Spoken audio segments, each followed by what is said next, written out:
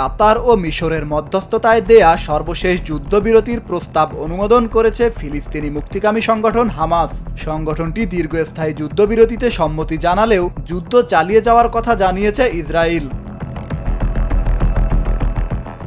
Hamas এক সংক্ষিপ্ত বিবৃতিতে জানায়, তারা ও অন্যান্য ফিলিস্তিনি সংগঠন মধ্যস্থতাকারীদের কাছে ইতিবাচক বার্তা পাঠিয়েছে। ইসরায়েলি সংবাদ মাধ্যমগুলো নিশ্চিত করেছে, ইসরায়েল ইতিমধ্যেই হামাসের প্রতিক্রিয়া পেয়েছে। প্রস্তাব অনুযায়ী 60 দিনের জন্য সামরিক অভিযান সাময়িকভাবে বন্ধ থাকবে। এ সময় ইসরায়েলি সেনারা গাজার ভেতরে অবস্থান পরিবর্তন করবে যাতে মানবিক সহায়তা প্রবেশ করতে পারে। একই সঙ্গে বন্দি বিনিময়ের অংশ হিসেবে 50 জন ইসরায়েলির মধ্যে 25 জনকে মুক্তি দেয়া হবে।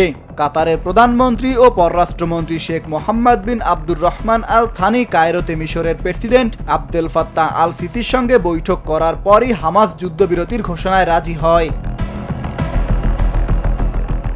এদিকে হামাস দীর্ঘস্থায়ী যুদ্ধবিরতি চাইছে, কিন্তু ইসরায়েল কেবল বন্দি মুক্তির জন্য সাময়িক বিরতি দিতেই রাজি। একই সঙ্গে ইসরায়েল গাজা সিটি দখলের পরিকল্পনাও এগিয়ে নিচ্ছে।